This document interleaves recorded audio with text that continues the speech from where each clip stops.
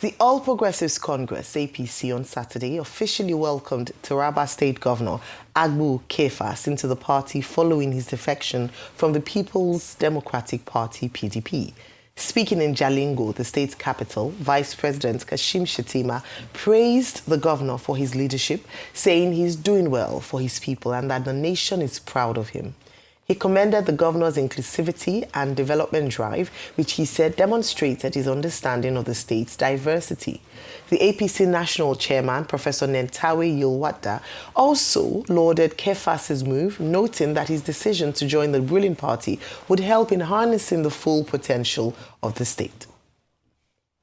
Moving on, the African Democratic Congress, ADC, has accused the National Assembly of deliberately stalling the passage of the 2025 Electoral Act, warning that continued delays could undermine the credibility of the 2027 general elections.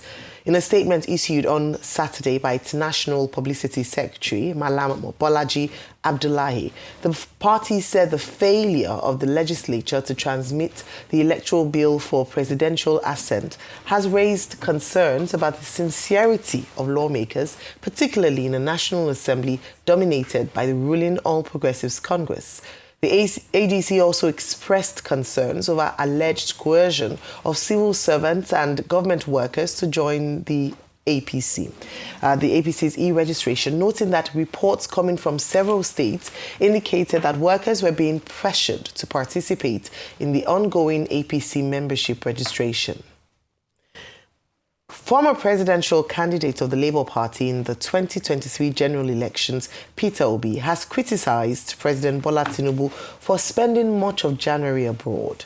Obi, in a post on his X handle on Sunday morning, noted that while leaders in other countries focused on domestic governance at the start of the year, Nigeria's president has prioritized foreign engagements over pressing national issues.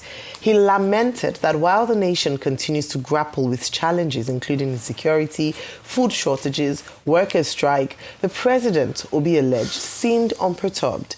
He claimed that Tinubu has spent only 8 days in Nigeria in 2026.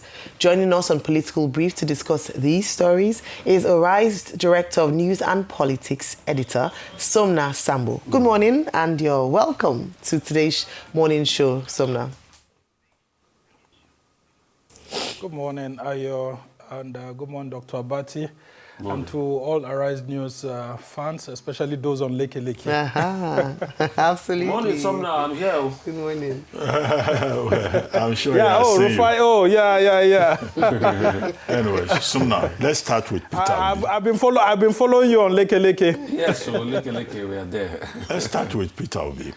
Now, Mr. Peter Obi says the president has spent 23 days out of 31 days in the month of January abroad, at a time when the country faces the continuing menace of kidnapping, violence, and that the president has now returned just to welcome defectors into the ruling party.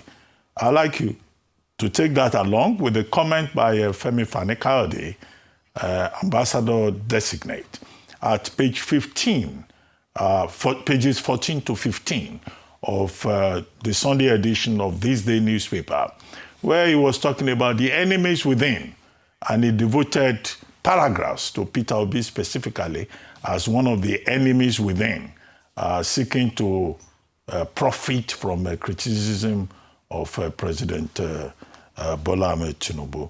And then, of course, this whole thing about the National Assembly.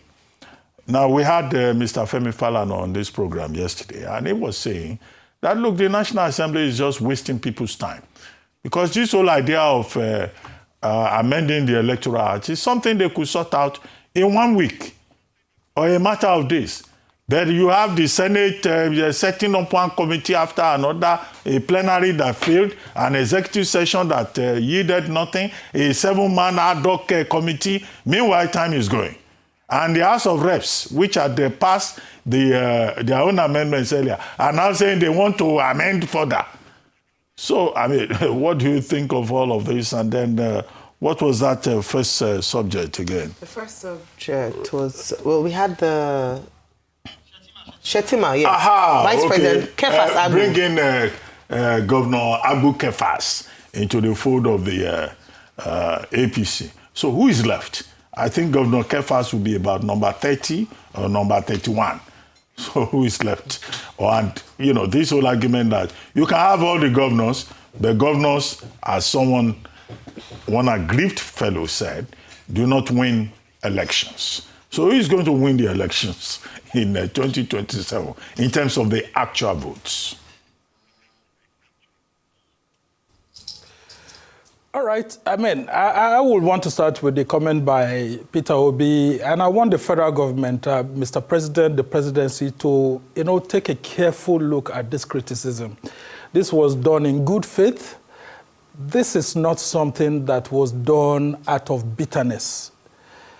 Mr. President has actually spent more time out of the country this year. I mean, like he said, Peter Obi said, every president's priority in the early part of the year will be to attend to domestic issues.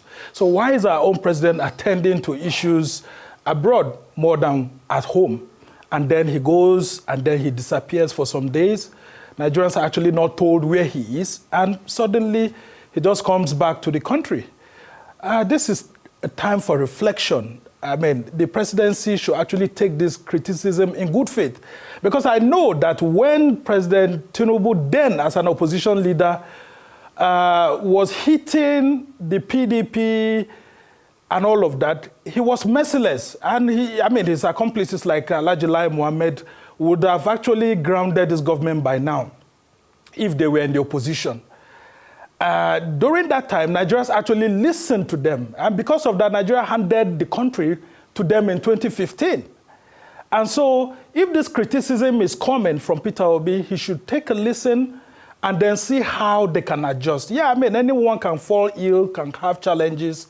And then you will see that once the president goes, they actually curate it in such a way that before the 20th or 21st day, he's already back. And why hasn't the president transmitted power officially to Vice President Kashim Shettima like, then President Buhari did to Vice President Oshibanjo? Yeah, he could actually do that and then go ahead to do other things. But I think the presidency has also replied, Peter Obi subtly. And what they are saying is that, the president's trips has brought a whole lot of investment, pointing to the $20 billion investment by Shell into Nigeria's deep offshore, investments that are coming in. And then there's another $1.5 billion by ExxonMobil.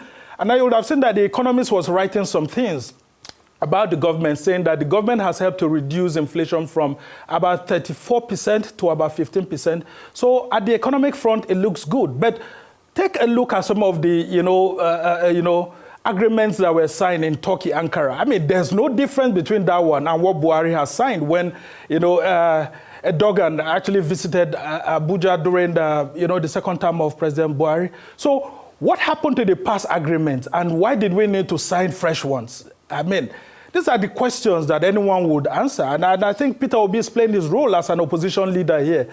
So let the presidency take that into cognizance in good faith. And then let's talk about Vice President Kashim Shettima. He will be the happiest person at the moment right now because the president and his handlers seem to be giving signals that, look, they may want to pull him off that seat, but then his region is actually delivering. So out of 6 states in the Northeast, 4 of the states are in APC now. And so I understand the call by Kashim Shettima on the governors of Bauchi and, of course, the governor of Adamawa to join the APC. But isn't the APC chewing more than it can bite? Like I keep saying, go back to what happened to MPN in the Second Republic. MPN, there's someone called Jeshurun in the Bible. For those of us who have the Christian faith, it says, Jeshurun grew fat and kicked. That is exactly what the APC is doing, if it's not careful. Take a look at what happened to MPN. MPN had almost all the parties coaxing everybody to get into it. And MPN became too big, thinking that it can never fail. And then that's how that republic collapsed, because of his huge appetite to want to have every segment of the country in the political party. If that happens, then we are not running a multi-party democracy. It is not good for the APC to have all the state governors in the party. So while it works, and I think for the Northeast region, this is an opportunity for them to rally around their own vice president, the person who has been given to Tinubu, so that Tinubu will be comfortable not to change him. But nonetheless, it's risky for all the state governors to be in APC. And all these ones that they keep saying that they are going to the center to receive more support from the federal government. That's an indictment of the APC-led federal government. Because it means that unless you are in the governing party, you cannot enjoy the constitutional dividends are given to you. More, you can't get more projects and all of that. And I think that's not the spirit and the intent and the letters of the Constitution and the thinking of our founding fathers. Now, let's take a look at what you have said about Femi Fani-Kayode. I mean, a whole lot of Nigerians wouldn't take Femi Fani-Kayode serious because he's not in the right position to criticize Peter Obi because he lacks the credibility. This is the same APC that Fani-Kayode had kicked against under Buhari, saying that the APC was promoting a Fulani hegemony. And with several people also calling APC a party of Janjaweed. Don't forget Olisa Metu of then PDP called the APC a party of Janjaweed militias, just like it was that, referring to that, militia group in Sudan. But where's Olisa Metu today? He's in the same APC. Where's Femi Fani-Kayode today? He's in the same APC.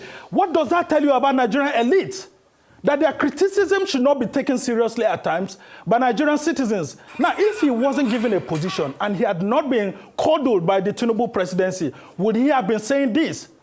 Because I'm very sure pretty soon he would have been saying that the Fulani people, in quote, have hijacked the Tinubu government and all of that. So I would ask Nigerians to take Femi Fani-Kayode's criticism with a pinch of salt. And then going to the other issues that we have across the country.